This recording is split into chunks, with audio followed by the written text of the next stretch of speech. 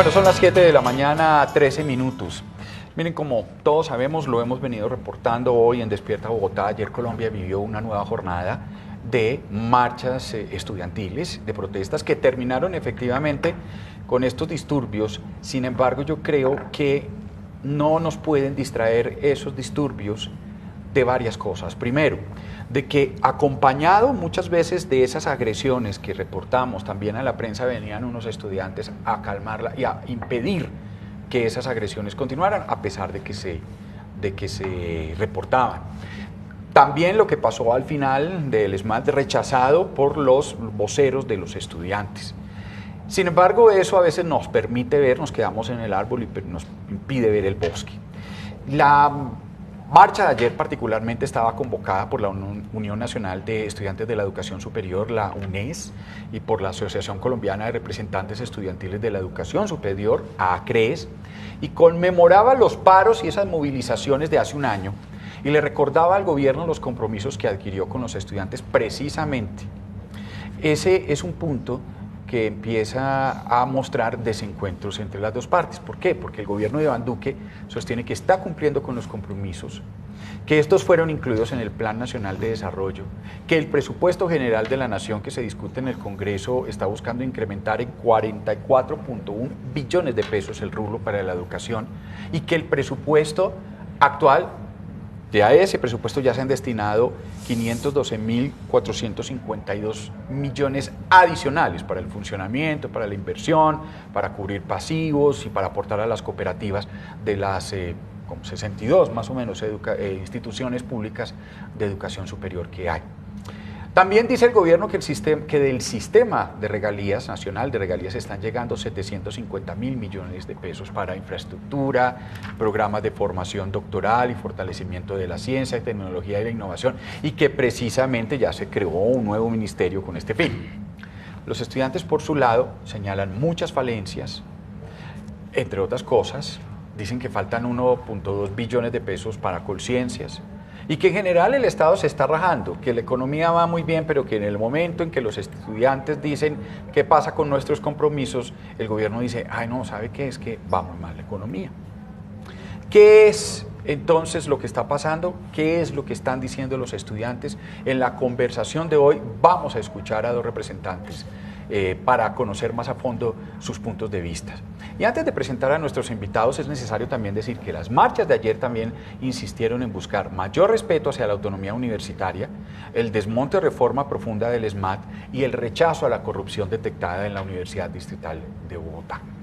José Cárdenas es vocero de los estudiantes de la Universidad Pedagógica, secretario general de ACRES y miembro de la mesa de negociación con el gobierno. José, muy bienvenido. Muy buenos días a todos los televidentes y muchas gracias por invitarnos. ¿Qué es lo que estudia usted particularmente? Licenciatura en Ciencias Sociales, futuro profesor. Futuro profesor, bueno, licenciatura en Ciencias Sociales. Bueno, y Alejandro Palacio es estudiante de Ciencias Políticas de la Universidad Nacional y presidente de ACRES Ciencias Políticas. Alejo, ¿cómo está? Bueno, primero buenos días a don Mauricio, a Manuelito, a José, con el que compartimos espacio dentro de la asociación, y a todos los oyentes por estar ahí pendientes. Empecemos haciendo un balance de ustedes. ¿Qué balance hacen ustedes de lo que sucedió ayer en todas las marchas, todas completas en su integridad? José, Bueno, José. el balance que yo hago de la movilización del día de ayer es un balance positivo. Sí. En general, los estudiantes en 15 ciudades del país salieron a mandarle un mensaje contundente al gobierno diciéndole cumple los acuerdos, un mensaje contundente a los corruptos diciéndoles dentro de nuestras universidades ustedes no tienen cabida, y un mensaje contundente al ESMAD al decirle respete la protesta social. Yo creo que es un balance positivo. Hubo unos hechos de violencia aislados al finalizar la movilización, pero yo sí creo que no hay que concentrarnos en eso, sino concentrarnos en lo positivo. Exacto. Y es que en eso, en la tranquilidad que usted dice, realmente como de uno es cuánto se cumplieron los objetivos que se habían trazado ustedes como estudiantes. Yo creo que el objetivo que teníamos lo cumplimos. Logramos llenar la Plaza de Bolívar, logramos que los estudiantes salieran de nuevo a las calles a movilizarse, logramos enviarle ese mensaje al gobierno. La ministra de Educación durante toda esta semana estuvo en los medios de comunicación tratando de desmentir un poco lo que nosotros decíamos, pero al fin y al cabo el estudiantado no le creyó el cuento a la ministra, no le creyó la mentira a la ministra y salió de nuevo a las calles. Sí. Su posición, su balance, José. Yo también creo que es altamente positiva la movilización de ayer. Vimos alrededor de 15 movilizaciones a lo largo y ancho del territorio nacional, pero además aprovechar para agradecerle a todas las personas que nos acompañaron, porque en su inmensa mayoría, cuando estábamos en la Javeriana, llegando a la Plaza de Bolívar, éramos más de 10.000 personas que nos movilizamos en nuestro derecho constitucional a la protesta pacífica, masiva, creativa, y por supuesto parte de una convocatoria muy amplia de distintos sectores de profesores, estudiantes y trabajadores que nos acompañaron. Creo yo que uno de los aspectos fundamentales que hemos logrado los estudiantes, que hace mucho tiempo no se veía, uno, era que las universidades privadas participaran decididamente de esta movilización, y dos, que la sociedad sigue estando su corazón del lado de nuestra causa de defender el derecho a la educación como un derecho fundamental y exigirle, mandarle un mensaje contundente al gobierno de Iván Duque de que cumpla el acuerdo totalmente como lo hemos exigido nosotros, el acuerdo firmado en diciembre del año pasado. Alejandro, ¿qué sienten ustedes cuando una marcha va muy bien? Porque la marcha va pacífica, va tranquila, y termina en lo que termina por esos vándalos que definitivamente no son estudiantes, dicen que es de unos grupos que uno no sabe de qué origen serán. Bueno, a mí me da profunda tristeza porque es el esfuerzo de un montón de estudiantes, días y noches de preparación para que todo salga bien, y pues en parte se termina desvirtuando un poco o delegitimando un poco la protesta. Nosotros siempre lo hemos dicho, y es que los más afectados con los hechos de violencia termina siendo el mismo movimiento estudiantil por dos motivos principales. El primero, porque ya la atención no va a ser las denuncias y exigencias que nosotros hemos venido haciendo, sino que ya la atención va a estar centrada en ese hecho de violencia. En las Hoy hablan imágenes. de vándalos, de destrucción. Claro, Sí. entonces por un lado eso, porque ya la exigencia nuestra puntual no va a estar en la agenda, sino que van a estar los hechos de violencia. Y lo segundo, porque en medio de esos hechos de violencia los estudiantes muchas veces quedamos encerrados, como ocurrió el día de ayer en la Plaza de Bolívar, que el ESMAD cerró las 4 entradas. Uno en medio de ese caos trata de buscar una salida, trata de correr, y muchos estudiantes incluso terminan siendo o capturados o aporreados, en fin, terminan en medio de ese bonche, por decirlo así, cuando muchos de ellos ni siquiera están metidos en eso, sino que en medio del estrés, en medio del gas lacrimógeno, en medio del agua, tratan de buscar una salida, y muchos hoy están, por ejemplo, capturados. Entonces yo sí creo que es bien importante dejar eso claro, y es que los estudiantes somos los principales afectados por las violencias que se dan dentro de nuestras movilizaciones, y por eso siempre lo hemos dicho, el movimiento estudiantil rechaza la violencia, provenga de donde provenga, y por eso nuestros campus deben de ser libres de violencia, tanto del ESMAD como de los infiltrados encapuchados. Habría que empezar también a comprender cómo se hacen este tipo de organizaciones, ¿no? De marchas, que es muy difícil usted entrar desde una organización a mirar quién va a participar cabeza por cabeza. Son 10.000 personas, bajita la mano, es lo que podríamos... Es más. Sí, bajita la mano. Entre estudiantes, seamos conservadores, por profesores, eso. ciudadanos. Se unieron también Usted me miembros hizo de la acordar. UP, Centrales Obreras. Usted me hizo acordar de unas marchas, ellos son muy jóvenes, no habían ni nacido, años 75. Yo tampoco había nacido. Usted tampoco había nacido. No, pero años 75, unas marchas estudiantiles. Yo vivía cerca de la Universidad Nacional. Y resulta que salieron a marchar, pero cantidades. Y me acuerdo que cuando pasaban frente al tiempo, que quedaban la 7:12, empezaban a gritar los estudiantes: mire bien, prensa Bill, somos más de 20.000. Mire bien, cuente bien, somos más de 20.000. Le decían a la prensa, porque la prensa había titulado que habían salido 2.000 estudiantes. Y uno veía la cantidad de estudiantes y eran más de 20.000. Y yo ayer veía que oficialmente nos decían: hay 200 que se están tomando tal calle. Y yo decía: 200. Mire bien, cuente bien, somos más de 10.000. ¿No? Ustedes en la infraestructura, ¿tienen la infraestructura para garantizar o pueden hablar con los organismos de control, con los organismos de seguridad para garantizar que no se metan los vándalos en sus manifestaciones? Mire, lo primero es que nosotros como estudiantes y personas, digamos, de representantes estudiantiles de nuestras universidades, lo que hacemos es a través de los consejos estudiantiles, las asambleas, las convocatorias, aclarar siempre que estas movilizaciones son convocadas de manera pacífica en el marco de nuestro derecho constitucional a la protesta. Entonces, eso es lo que nosotros hacemos. A quien le corresponde garantizar el derecho es al gobierno a través de la institucionalidad. A nosotros como estudiantes nos queda muy difícil identificar o saber quiénes son los que están en una protesta, que son más de 10.000 personas. Es muy complicado. Lo que hacemos nosotros, quienes organizamos las movilizaciones, es aclarar los puntos. Por ejemplo, desde Acres sacamos el día de antier una matriz completa de los 18 puntos que firmamos con el gobierno, cuáles se están cumpliendo, hasta qué punto en el marco del 2019, cuáles no se están incumpliendo, por ejemplo, los saldos presupuestales asignados y no comprometidos que tienen que ver con, en los 4 años, con 1.2 billones de pesos para conciencias. Y el segundo, en términos de derechos humanos, yo te cuento, hay un comité permanente donde se presentaron alrededor de 600 casos,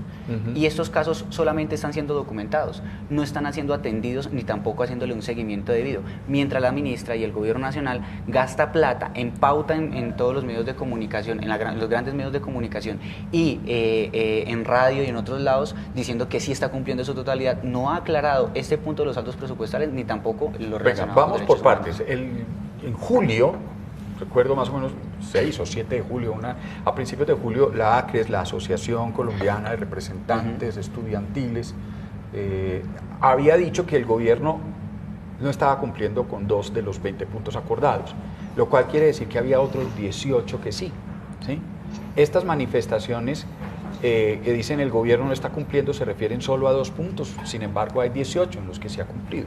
Yo creo que si por algo ya ha caracterizado al movimiento estudiantil de los últimos años ha sido por su sensatez, al reconocer lo que está bien, pero también al denunciar lo que está mal. Nosotros hemos reconocido que, por ejemplo, la base presupuestal de nuestras universidades ha aumentado, porque uno de los logros del acuerdo fue ese, que se aumentara la base presupuestal. También hemos reconocido cómo las becas doctorales vienen caminando bien, cómo las convocatorias para el fortalecimiento de las instituciones de educación superior van funcionando, como por ejemplo los recursos para la infraestructura de regalías también va ahí, cómo se ha adelantado, por ejemplo, en el Congreso el trámite para garantizar el 100% del descuento de votación. Nosotros hemos reconocido los puntos que va bien, sin embargo hay un punto que va mal y es el tema de los saldos presupuestales apropiados y no comprometidos. Ese punto no es menor, son 1.2 billones de pesos de los 5.8 billones de pesos pactados. ¿Qué le falta pues a Conciencias? Que tendría que llegar. Es decir, no hay un compromiso claro sobre 1.2 billones. Mira, claro. Es que el gobierno cuando nosotros estábamos en la mesa, si lo recuerdas, Palacio, nos decía, es que no podemos comprometernos con más porque les vamos a cumplir. Eso era lo que decía el gobierno de Iván Duque. Entonces, por eso nosotros cuando se firmó el acuerdo, al 1 de febrero del 2019, no había una sola universidad que estuviera en paro. Volvimos a clases cumpliendo nuestra parte del acuerdo, y el gobierno hoy quiere incumplir. Pero venga, ¿en cuánto tiempo se comprometió el gobierno en entregar esos 1.2 billones a Conciencias? Nosotros con el gobierno nacional hayamos acordado que durante los próximos 4 años de los saldos presupuestales apropiados y no comprometidos, es un término muy técnico, pero para que la gente nos comprenda mejor. Están apropiados pero no comprometidos. Es la plata que sobra del presupuesto, la plata que no se ejecuta. Nunca en la historia de Colombia se ha ejecutado el 100% del presupuesto aprobado. Entonces siempre hay un rubro. Para este año quedaron alrededor de 5.7 billones de pesos. Sin embargo, la jugada del gobierno nacional estuvo en modificar el marco fiscal de mediano plazo. Al ellos modificar el marco fiscal de mediano plazo, genera el impacto de que nuestra propuesta generaría 0.023% de impacto en el marco fiscal. Entonces ellos nos dicen, no les podemos cumplir los 300.000 millones de pesos porque su propuesta afecta el marco fiscal de mediano plazo en un 0.023% luego de la modificación que el gobierno nacional hizo.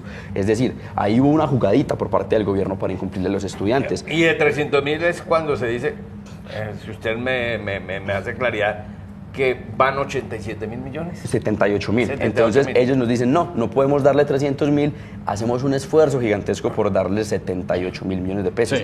Y yo le quería mencionar algo, esto no es un esfuerzo menor, porque al fin y al cabo nosotros como estudiantes cumplimos la totalidad del acuerdo. Uno puede decir, dentro de los 18 puntos hay 2 que se incumplen, en general va bien, ese 1.2 era definitivo. Porque pero venga, que es que yo soy limitadito. Usted me está diciendo... lo reconoce. Yo sí, lo reconozco porque de verdad soy limitadito.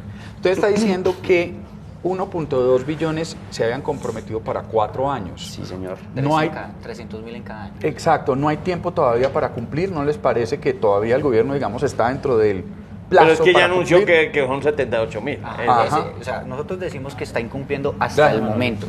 Por eso citamos a la movilización el día de ayer y posiblemente citemos más, porque el gobierno podría cumplirlo en adelante. Es decir, todavía no está en absoluto de que lo haya cumplido todo en los 4 años, porque el presupuesto se maneja en cada una de las vigencias, es decir, cada uno de los años. A hoy, como estamos nosotros y hicimos el balance al 9 de octubre, esos son los 2 puntos que el gobierno no ha cumplido. Y un punto importante sobre eso es que nosotros no citamos la movilización cuando tuvimos la primera alerta. Nosotros hemos tenido 6 mesas con la ministra de Educación. De esas 6 mesas, en 4 le hemos dicho, vea ministra, hay que cumplir este punto, hay que cumplir este punto.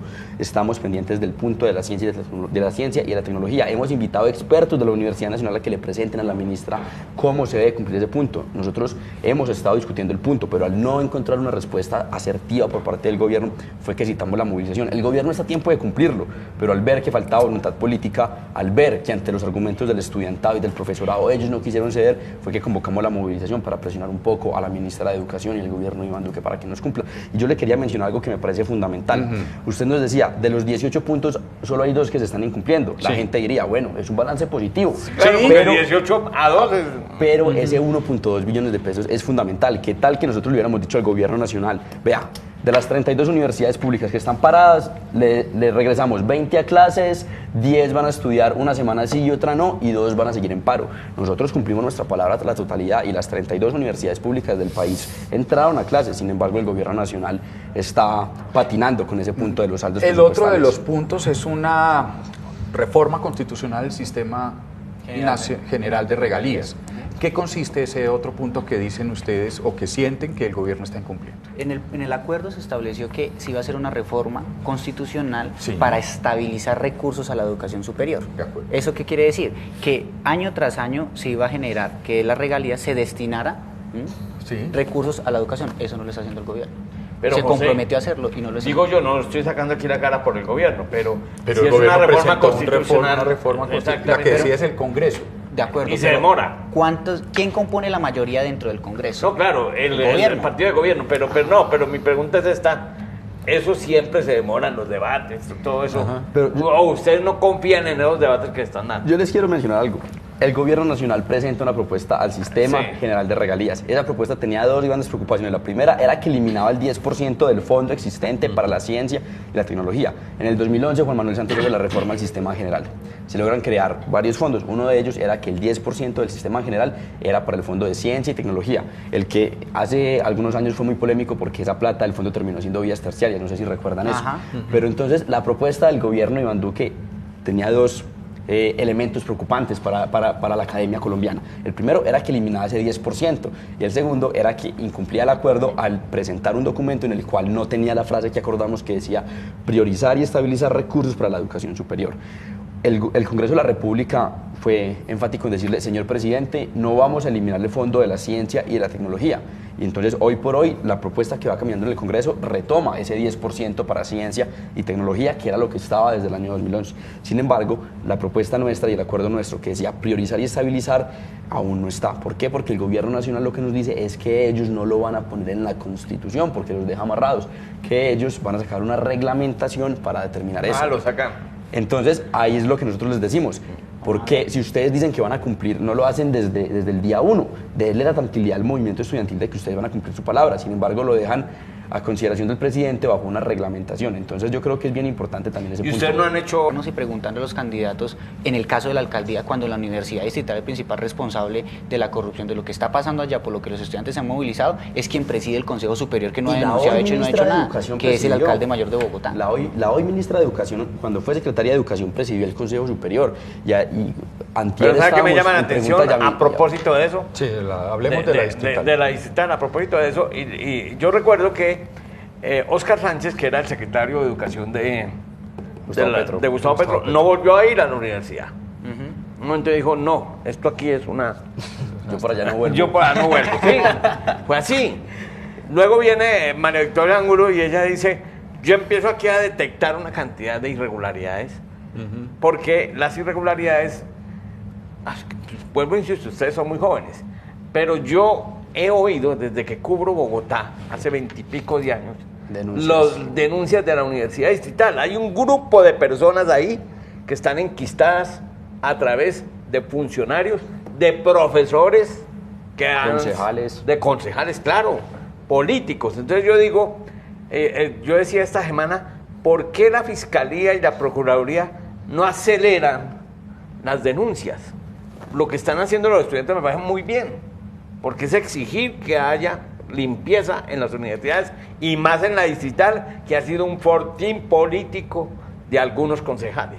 Entonces yo digo, eso está bien, Pero ayer escuchaba yo a María Victoria Angulo y dijo, es que nosotros empezamos a denunciar sobre ese instituto IDEXU, El Instituto de y Extensión. empezamos a preguntar, y aquí estuvo el rector y dijo, yo denuncié al señor, y entonces el señor dice, no, es que con él estuvimos por ahí en unos prostíbulos. De Entonces observador. de observador, sí. Es decir, yo no sé si es que las investigaciones en el país son muy lentas, inclusive le cuento a Alejandro, a mí me dijeron, no, van a sacar la investigación antes de la marcha para que los estudiantes se calmen. No, y no sacaron absolutamente nada. Y no creo que ustedes se hubieran calmado. Ahora, ahí, sobre la universidad digital, lastimosamente, como tú lo dices, es un grupo que ha estado ahí atornillado aprovechándose de lo que pasa en la universidad, pero los 25.000 estudiantes y las personas que componen la institución de la universidad digital son personas trabajadoras, Claro. humildes, que quieren la institución, la universidad pública. Lastimosamente, pues este pequeño grupo se ha, digamos, empotrado ahí. Ahora, ¿a quién le corresponde? Pues la Contraloría sacó 18 informes sobre lo que está pasando. O sea, y hasta ahorita estamos conociendo de uno de ellos. O sea, solo uno. Imagínense lo que debe tener esos otros 18 informes. Pero aquí hay una Yo responsabilidad encontré uno con políticas. 18, Pero bueno. 206 La pregunta- hallazgos. Pero con esto cierro ese Por punto. favor. Yo soy miembro del Consejo Superior de la Universidad Pedagógica Nacional, soy representante. Si de acá a 4 años sale un escándalo de corrupción en la universidad, yo tengo algo de responsabilidad o no. Claro. Claro, porque yo no llamé a los medios, algo, o sea, no denuncié lo que estaba pasando. Y eso es lo que nosotros decimos. En 2 alcaldías mayores de Bogotá, hasta ahora es que nosotros tenemos, y es porque los estudiantes lo pusieron en la opinión pública. En la alcaldía de Gustavo Petro y en la alcaldía de Enrique Peñalosa, los miembros del Consejo Superior, eso pasó en silencio. ¿Cómo se compagina eso con la petición que ustedes hacen de más autonomía universitaria en el respeto a la gobernanza de la autonomía universitaria? Quiero decir, no sé si me entienden la pregunta, a ver si soy claro. Pedimos autonomía universitaria, hay autonomía universitaria, pero hay corrupción dentro de las universidades. Es decir, el gobierno no puede meterse a vigilar más de cerca que este tipo de cosas no funcionen. Mire, hay unos límites, pero Alejandro ya les va a contar del pacto que nosotros estamos promoviendo, pero también he escuchado a estudiantes dentro de la universidad que ya tienen una propuesta de un observatorio anticorrupción dentro de la universidad. Eso hace parte de la autonomía que ejercen las comunidades educativas dentro de las instituciones, donde tenga una institucionalidad, recursos para que estén pendientes, donde haya menos manos y más ojos pendientes de todo lo que está pasando dentro de las Por eso, instituciones. si hay autonomía universitaria, ¿por qué reclamarle al gobierno que dentro de la autonomía hubo corrupción? Ah, no, porque el gobierno es el que preside, en este caso el gobierno digital, preside el Consejo Superior. Y el alcalde Enrique Peñalosa no ha asistido.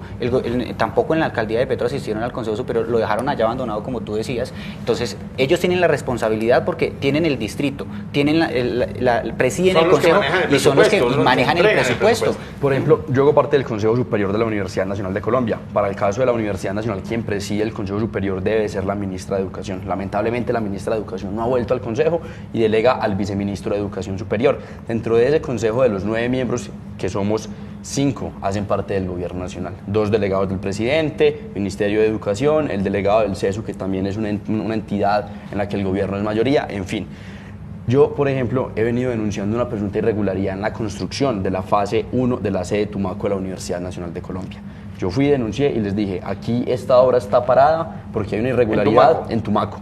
Los planos no coinciden con las obras, aquí debe haber un responsable y eso implica un sobrecosto de 8.500 millones de pesos adicionales. Yo he venido denunciando eso. Cuando yo denuncié eso, el gobierno nacional no tenía ni idea. Se quedó callado, solamente dijo, vamos a investigar qué está pasando, pero gracias por darnos el dato.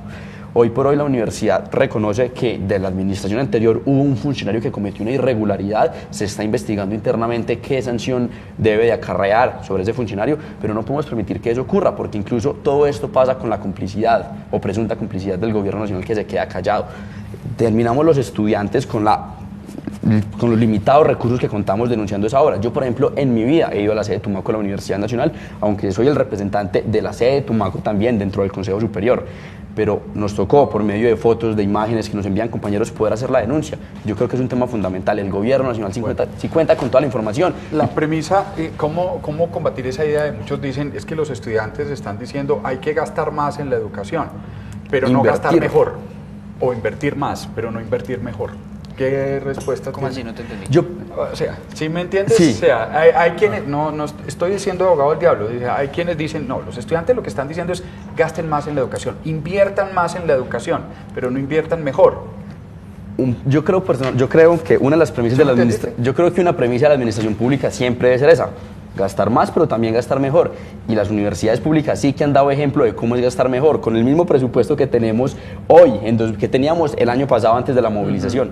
El mismo presupuesto del 2018 era acorde a las necesidades de 1992, que es lo que plantea la Ley 30. Y aún así, las universidades públicas son las mejores del país. Han aumentado la cobertura en más de un 200%, han aumentado sus grupos de investigación en más de un 100%, han aumentado los programas calificados en alta calidad en más de un 100%. Es decir, hoy por hoy las universidades públicas han gastado muchísimo mejor de lo que gastaban antes, porque hoy por hoy hacen mucho más con lo mismo que hacían en 1992. ¿Qué tal se financiaran bien? Yo se los pongo desde la otra cara de la moneda que plantea Alejandro. No hay mejor negocio que invertir en educación pública, porque eso garantiza que a futuro las generaciones que se están formando en este momento le van a aportar en cualquiera sea las ramas del conocimiento al país, Ya. sean ingeniería, profesores, médicos, abogados, lo que sea.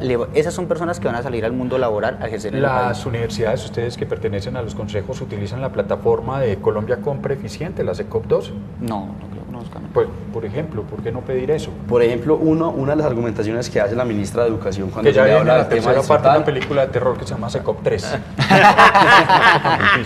una de las argumentaciones que hace la ministra cuando se le pregunta, bueno, usted presidió el Consejo Superior de la Universidad Distrital, usted algo tuvo que saber. Ella dice, no, yo inicié un comité de contratación, Sí. empezamos a hacer unos acuerdos con Colombia Compra Eficiente. Yo creo que lo más importante hoy por hoy, y es algo que nosotros tenemos incluido en el pacto que menciona José, nosotros hoy estamos promoviendo un pacto por la transparencia en las universidades con varios puntos. El primero, rectores de universidades públicas y privadas, comprométanse a rendir cuentas de su gestión financiera y de su gestión social.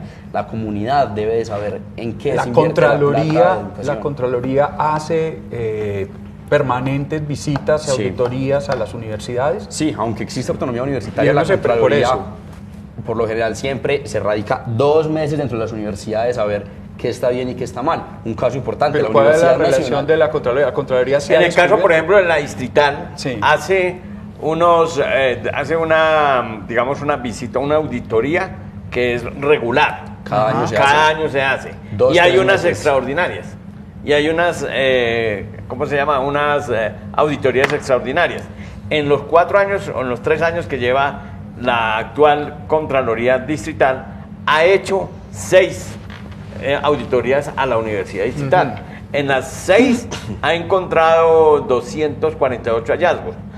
Yo dije 260 hallazgos. 202 hallazgos de carácter disciplinario, 48 de carácter penal y 18 o 20 de carácter fiscal, es decir, de afectación en la plata. Y aquí están hablando de 10.000 millones de pesos. El dato que tengo es que Mucho en la mayor. universidad es de 24.000 millones de pesos, es decir, el doble de lo que se ha hablado en los medios. Y además, ojo, la famosa tarjeta de crédito, nadie sabe quién la maneja. Ni dónde está. Ni dónde está. No saben dónde está. No sabe y la ha Óigame, buscado la Contraloría. proponer un sistema general, público de rendición de cuentas permanente. Por ejemplo, los puntos que le mencionaba. El primero, señor rector, comprométase a rendir cuentas. Lo segundo, institución educativa, comprométase con que su información presupuestal es pública y de acceso a los ciudadanos. Y no solo la información presupuestal, sino las modificaciones, que es ahí donde se hace la trampita. Lo tercero, que toda contratación dentro de la institución de educación debe ser seria, pública, de conocimiento para la sociedad en general, porque es por medio de la contratación en donde se hace la marrulla. Por ejemplo, todo el mundo se da cuenta cuando se contrata un nuevo profesor, pero ¿quién está pendiente de la contratación del sistema de vigilancia? ¿Quién está pendiente de la contratación del sistema de aseo? Eso es fundamental. Otro punto que mencionamos, señor rector, comprométase a planear de forma participativa los ingresos y los gastos a futuro de la universidad. ¿Por qué? Porque muchas veces la contratación dentro de las universidades no se hace dentro de los planes de desarrollo de las universidades. Entonces, como no se hace dentro de los planes de desarrollo, se permite para hacer negocios entre uno y el otro. Yo podría empezar a sacar una conclusión de lo que ustedes me dijeron acá, es efectivamente los estudiantes pueden reconocer que sí se ha avanzado, que no estamos en el mismo punto de hace un año, pero que la marcha de ayer fue decirle al gobierno, aquí estamos y no nos vamos a dejar. Es correcto. Y nos preocupa esto. Y nos preocupa esto. Entonces, no necesariamente tuvo que haber sido planteada, y quizás los medios de comunicación tuvimos mucha responsabilidad en esto, como una pelea, como una confrontación, como un reto, sino como un llamado a atención.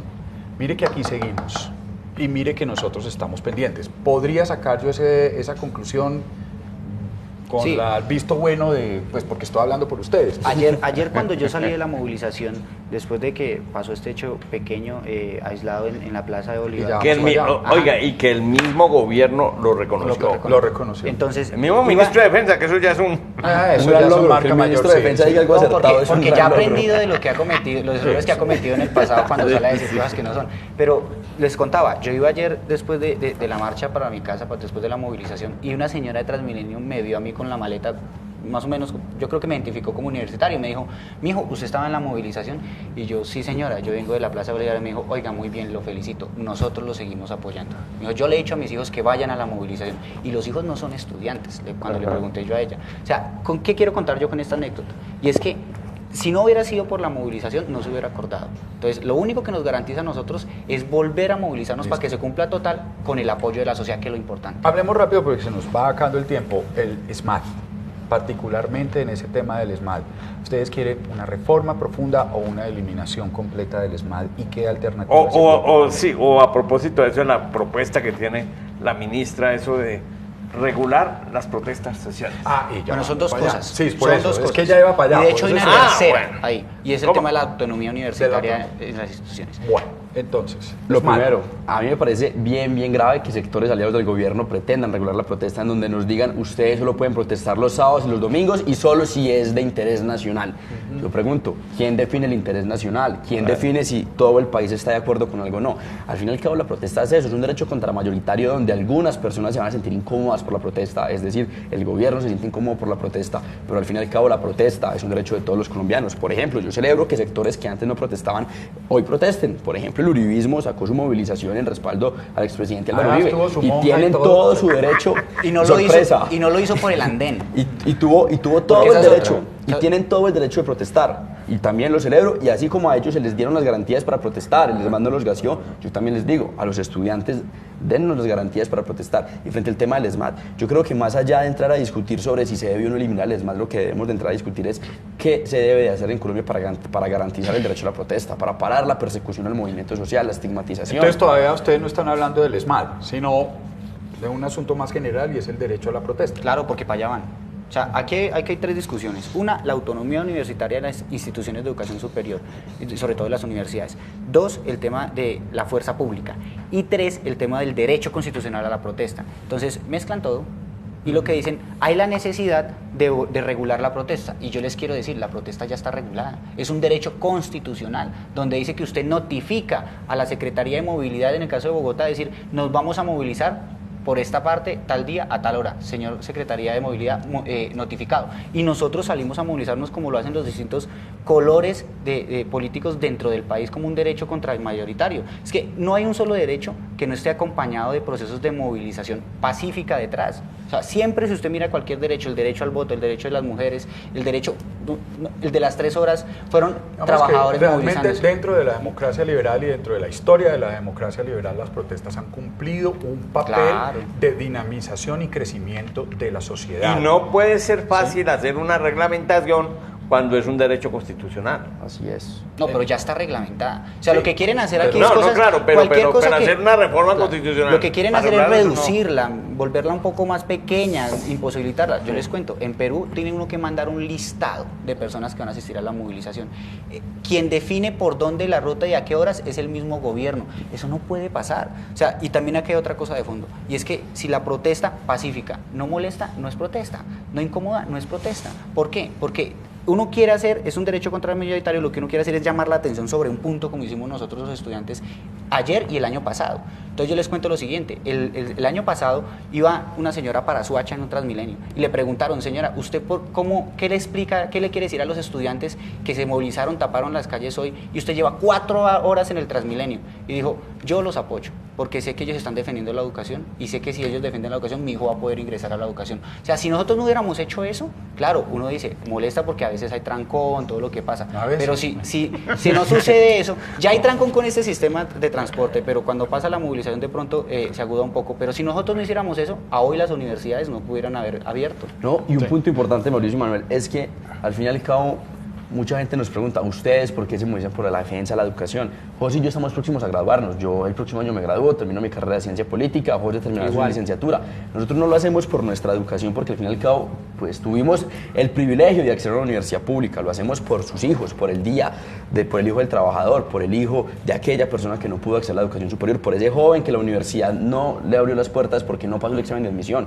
Nosotros lo hacemos es por esos ciudadanos a los que se les viola su derecho a la educación, porque al fin y al cabo el derecho a la educación sí es un derecho puerta de entrada a los demás derechos. Difícilmente se podrá tener derecho a la vida digna, al trabajo, a la vida feliz si usted no tiene el derecho a la educación. Bueno, yo quisiera ya, hablamos de todos los puntos, pero sí, en estos últimos minutos, si ustedes me permiten, yo quisiera preguntarles concretamente de estos asaltos a Transmilenio, concretamente quitar las vallas de protección en la Plaza de Bolívar, concretamente a las agresiones a los medios de comunicación y quizás responderles o preguntarles lo que mucha gente ha visto en el Twitter, si los estudiantes se manifiestan tan de frente contra la violencia del ESMAD, ¿por qué no se manifiestan tan de frente con la violencia de los vándalos implicados en sus marchas? Esta última parte que también la quería, o bueno, es necesaria tocarla, me parece, que particularmente frente a eso, Canal Capital fue agredido, nuestro periodista fue agredido. Le querían robar hasta el celular. Le querían robar hasta el celular. Ojo, también vi a estudiantes. Cuando lo iban a llegar, se metieron en la mitad. En la mitad. También lo vi. Sí. También lo vi. De eso se da mucho en estas... Eso también lo vi, pero quisiera oírlos. Total rechazo a ese tipo de prácticas, es decir... Mire, esto fue lo que le pasó, ¿no? Ahí está. Los mismos, fíjense ustedes que los mismos estudiantes, ahí ve, mire por ejemplo este muchacho, a los encapuchados. Se hace en el medio. Se hizo en el medio. Mire. Lo que dicen las autoridades es que en este momento, tranquilo, nosotros estamos acompañándolos. Tranquilo. Nosotros estamos acompañándolos pacíficamente y estamos diciendo que están protestando pacíficamente. Son 10.000 personas que no son estudiantes. Sí, lo tenemos claro que no son estudiantes. Algunas de las personas ahí está, encapuchadas. fíjense ustedes. Pero Que es claro, algo muy particular. ¿Quién piensa? Analicemos lo que sucedió desde su punto de vista. Ahí aparecían dos encapuchados increpando al periodista, pero usted se ponía a ver, eran malos estudiantes que se hicieron en medio a defender al periodista, a decirle, aquí estamos con ustedes acompañándolos, aquí estamos nosotros. Ahí está, y luego lo que le tapa, hay una mano que le retira la... Y ahí está el estudiante. Son malos estudiantes que se hacen en medio a defenderse, porque es lo que nosotros hemos dicho siempre, rechazamos ese tipo de prácticas. La prensa puede ir a cubrir nuestras movilizaciones de forma tranquila, pueden tener la plena seguridad de que no les va a pasar absolutamente nada. Nosotros rechazamos la violencia dentro de las movilizaciones. Les cuento que la prensa va nerviosa. O sea, la prensa no va tranquila a cubrir esto porque recibe muchos ataques. Además asumiendo muchos prejuicios, vayan a malinformar, paracos, ¿qué más nos dicen? Vendidos, este tipo de cosas. Enmermenados. Nosotros siempre hemos sido muy claros. O sea, cuando es el tema del ESMAD, nosotros salimos a decir, denunciamos, exigimos al gobierno tal cosa, pero cuando pasan este tipo de cosas nosotros también lo reconocemos y decimos, eso no es lo que representa el movimiento estudiantil, eso no es lo que estamos citando nosotros desde las distintas organizaciones y además no es la mayoría. Y yo cuando veo a los periodistas siempre les digo, los saludo bien a todos los periodistas sin importar, digamos, el medio al que pertenezca, porque una cosa es la línea editorial de los medios que, digamos, uno puede tener hasta diferencias, claro, ¿sí? Naturalmente, pero otra es el periodista que está allá en terreno al lado de nosotros acompañando toda la movilización, el reportero, claro. Entonces tú me preguntas puntualmente qué hago. Eso no representa el movimiento estudiantil, eso nosotros lo rechazamos, que ataquen a las personas, que las intenten robar, pero además nosotros nos solidarizamos con las personas que hayan sido afectadas por culpa de eso que estaba pasando. Bueno, pues realmente muchísimas gracias, me gustó mucho esta conversación, no sé ustedes cómo se sintieron, pudimos hablar de todo, lo que estaba pidiendo el movimiento en general, sacamos aquí unas conclusiones interesantes. Hay de parte del movimiento estudiantil y de sus representantes en la CRES, en UNES, todavía muchas dudas, diciéndole al gobierno, estamos viendo que por aquí nos van a incumplir, aquí estamos. Y de hecho no fue un paro. De hecho, no vendrán fue un paro. más ¿Vienen más movilizaciones? movilizaciones? ¿Antes de elecciones o ya después? Lo que vamos a hacer este fin de semana es sentarnos a hacer un balance nacional de cada una de las instituciones, cómo estuvo, y la idea es coordinar con profesores y con FECODE, el magisterio y las centrales obreras para convocar nuevas jornadas y nuevas actividades. Tú estás en la junta de... Yo soy el presidente de ACRES, ¿De ACRES? y estoy en el Consejo Superior de la Universidad Nacional. ¿Y a qué horas estudia? Lee el documento de Julia Kristeva. Es difícil, es difícil. Yo ya Estructuralismo francés. No, pero ya está que ya gradúas. estoy en mi último semestre y bueno, pues probablemente me gane el grado de honor de la universidad por haber sido el mejor ¿sí? promedio de toda la carrera. Ah, ¿usted qué cree? Ajá. Manolito. Usted sigue siendo limitadito. Yo soy limitadito, yo todavía estoy aprendiendo a manejar Excel. Pero lo voy a lograr algún día. No, yo no he podido. Muchas gracias. Muchas Ahí está. Vamos a una pausa y ya regresamos. En Despierta Bogotá.